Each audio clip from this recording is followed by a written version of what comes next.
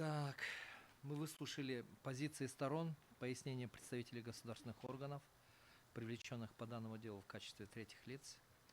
На этом исследование материалов по делу завершено.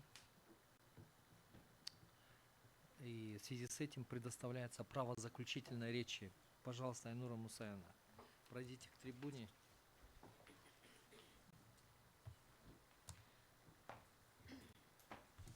Спасибо большое. Но в целом очень полезно было сегодня узнать много информации от государственных органов, какая работа в этом плане ведется, и что есть какие-то подвижки и прогресс, это отрадно. Вот. Но приводя свои контраргументы к тем доводам, которые были изложены в письменных позициях сторон, в частности, стороны ответчика и других иных сторон, я бы хотела отметить, что ни один из участвующих и привлеченных в данном процессе представителей ответчика или иных лиц не отметили о том, что есть какие-то обоснованные доказательства тому, что вот этот список, это был реакцией на демографический какой-то спад после Великой Отечественной войны. Наоборот, я считаю, что этот перечень был принят спустя более чем 30 лет после Великой Отечественной войны. Соответственно, никакой системной взаимосвязи там нет. Кроме того, там были также и ссылка на Манаса, в преамбулу Конституции. Я считаю, что в преамбулу еще раз изучила, там нет ничего связанного с трудовыми правами женщин, там говорится в основном про единство, мир, согласие, гармонию с природой. Вот. И, соответственно, ссылка на статью 23 Конституции, часть 3, здесь как бы совершенно не имеет ни под собой каких-то оснований. Администрация президента также приравнивала закон, вообще вот эти все законодательные ограничения к закону о гарантиях равенства между мужчинами и женщинами. И более того, конституционность оспариваемой нормы может быть подтверждена только нормой самой Конституции, поэтому соотносить их с равной по юридической силе тоже считаю неуместным.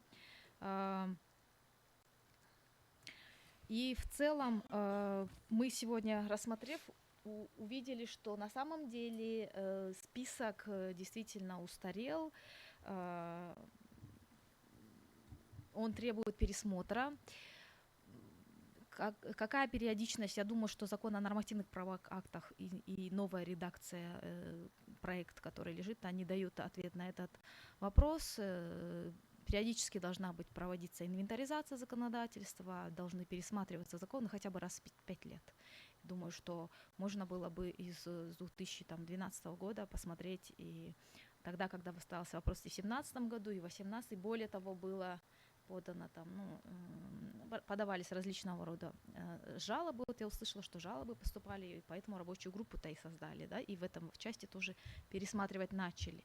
Но этот процесс очень долгий, и мы не знаем, насколько затянется вот это принятие этого трудового кодекса, с последующие изменения, это может на самом деле растянуться, так же, как с 2018 года мы ждем более 5 лет, а люди, они живут здесь и сейчас, работать им нужно здесь и сейчас, и поэтому я считаю, что обоснованно я прошу суд признать это постановление правительства 2000 года и статьи Трудового кодекса противоречащими ряду статей Конституции, и как раз-таки это будет соответствовать тем усилиям, которые государство начало делать в этом отношении. То есть разработан некий проект, который на самом деле предусматривает только в отношении отдельной категории, которая говорила, что в принципе в отношении них комитет позволяет вводить небольшие ограничения. Тем не менее, я еще не услышала ни одного правового довода по поводу того, что почему все-таки эти вредные работы не влияют на репродуктивные функции мужчин. Я думаю, что это однозначно влияют, а это также может и рассматриваться в системной взаимосвязи, потому что здоровье мужчин немаловажно и тоже должно находиться под заботой. А, соответственно, если есть какие-то ограничения дискриминационные, то они должны вообще вводиться как таковые.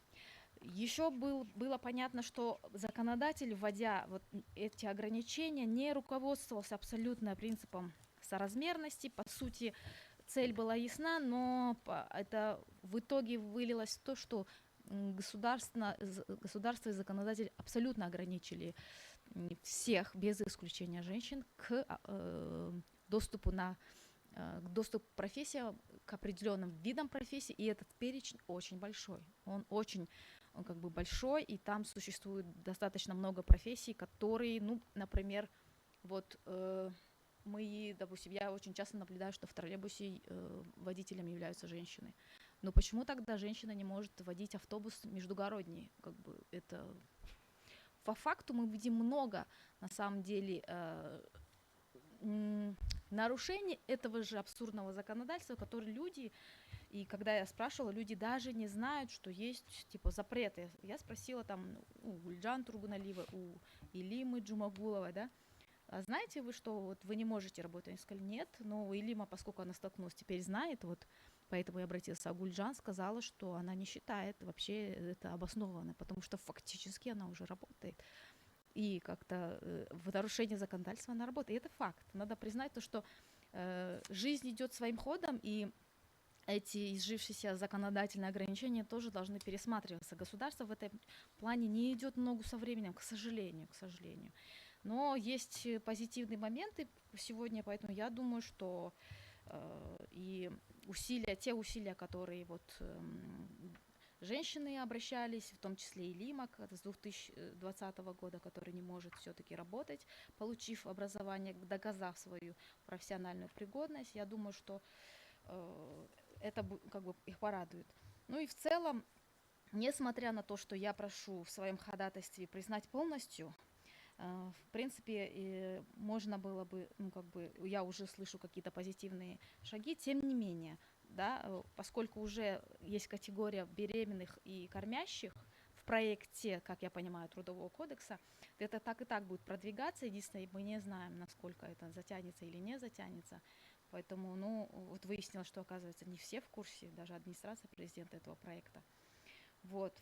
Все же я остаюсь при своем мнении и прошу признать весь перечень, потому что там очень много работы, и мне даже сложно сконцентрироваться. Я бы рада была на 2-3 профессиях, но я посмотрела, он очень расширительный такой, слишком большой.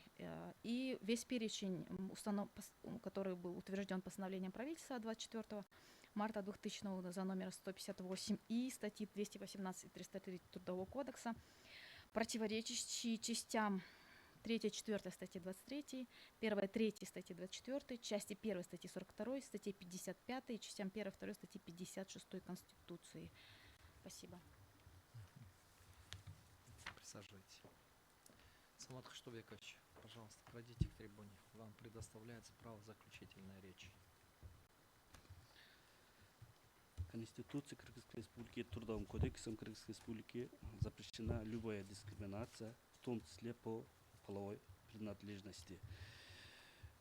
Просто существует определенный перечень профессий, которые опасны для здоровья женщины. Это обусловлено тем, что женщина является еще мамой, и от нее зависит в том числе способность выносить, родить, вырастить ребенка, и здоровье, значит, будущее страны. Также перечень производства работ, профессий, должностей вредными, опасными условиями труда, на которых запрещается применение труда женщин. Это не ущемление прав женщин и тоже не дискриминация.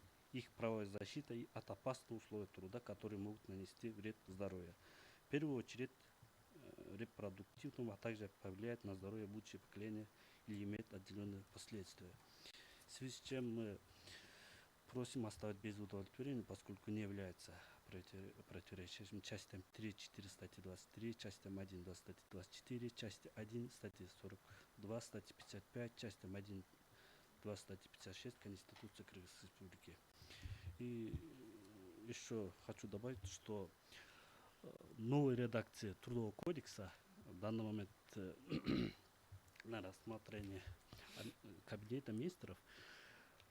Мы до этого знали, что они по поручению Кабинета министров до 1 марта надо закончить эти новые редакции. Но они, насколько я знаю, что они по рекомендации Международная организация труда разрабатывали. Спасибо. Присаживайтесь. Алмаз Таулдыевич, вам предоставляется право заключительной речи.